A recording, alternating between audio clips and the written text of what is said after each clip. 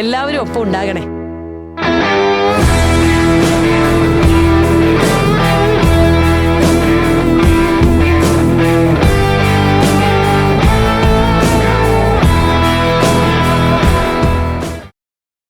കൊല്ലം കോർപ്പറേഷനിൽ CPM-ന്റെ നേതൃത്വത്തിലായിരുന്നു.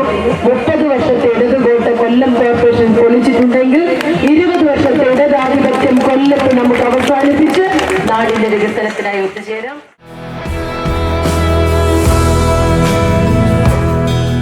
നമസ്കാരം ചേച്ചി. കൊല്ലത്ത് ജനിച്ചു വളർന്ന് ഇത്രയും നാൾ കൊല്ലത്ത് തന്നെ ജീവിച്ച് ഇത്രയും അനുഭവങ്ങൾ എന്താണ് ഇപ്പോഴത്തെ നമ്മുടെ ഈ ഇലക്ഷൻ്റെ ഇത്രയും ദിവസത്തെ കുറച്ച് അനുഭവങ്ങൾ പറയാമോ? എന്തു തോന്നി? ഒരുപാട് സന്തോഷത്തോടെയും അതിലേറെ പ്രതീക്ഷയോടും കൂടിയാണ് ഞാൻ നിങ്ങളുടെ മുന്നിൽ നിൽക്കുന്നത്. ഈ നിയമസഭാ മണ്ഡലത്തിൽ കഴിഞ്ഞ 10 വർഷക്കാലമായി ഒരു ജനപ്രതിനിധി ഇല്ലാതിരുന്ന പ്രതീതിയാണ്. ഈ ഒരു നഗരമണ്ഡലമാണ് നമ്മുടേത്. പക്ഷേ അതിൻ്റെ അനുസൃതമായ കാലഘട്ടത്തിൻ്റെ മാറ്റത്തിനനുസരിച്ചുള്ള ഒരു മാറ്റവും വികസനവും നമ്മുടെ നാട്ടിൽ വന്നിട്ടില്ല.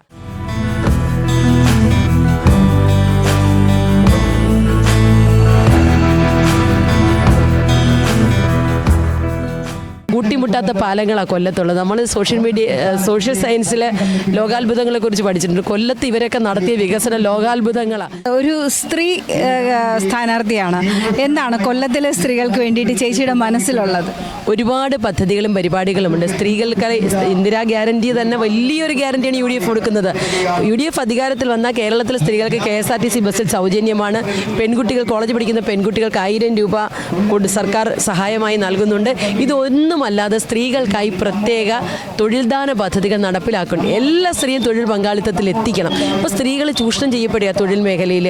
മിനിമം കൂലിയും രാജ്യത്ത് നിയമമാണെങ്കിൽ അതൊന്നും കൊടുക്കുന്നില്ല, ആനുകൂല്യങ്ങൾ നൽകുന്നില്ല. കശുവണ്ടി തൊഴിലാളി സ്ത്രീകൾക്ക് കണ്ണീരും കൈയായിട്ട് കഴിയുന്നു, കയർ തൊഴിലാളികൾ കണ്ണീരും കൈയായിട്ട് കഴിയുന്നു. ഇതിനെല്ലാം ഒരു മാറ്റം ഉണ്ടാകാൻ ഐക്യമുന്നണി അധികാരത്തിൽ വന്നാൽ, എന്നെ ജയിപ്പിച്ചാൽ കേരളത്തിലെ കൊല്ലത്തെ സ്ത്രീകൾക്കും, സ്ത്രീകൾ ഉൾപ്പെടുന്ന എല്ലാ ജനവിഭാഗങ്ങളും, കുട്ടികൾക്കും, കുഞ്ഞുങ്ങളെക്കുറിച്ച് ഒരുപാട് സ്വപ്നങ്ങളുണ്ട്. നമുക്കൊരു എഡ്യൂക്കേഷൻ ഹബ്ബ് സ്ഥാപിക്കണം, സ്കില്ലപ്പ് കൊല്ലം എന്ന രീതിയിൽ പുതിയ പദ്ധതികളും പരിപാടികളും നമ്മുടെ നാട്ടിലേക്ക് കൊണ്ടുവരണം. അങ്ങനെ ഒരുപാട് സ്വപ്നങ്ങളുണ്ട്. ഈ സ്വപ്നങ്ങളെല്ലാം ചേർത്ത് വെച്ചുകൊണ്ട് നമ്മുടെ കൊല്ലത്തെ നമുക്കൊരു പുതിയ കൊല്ലമാക്കി മാറ്റാം.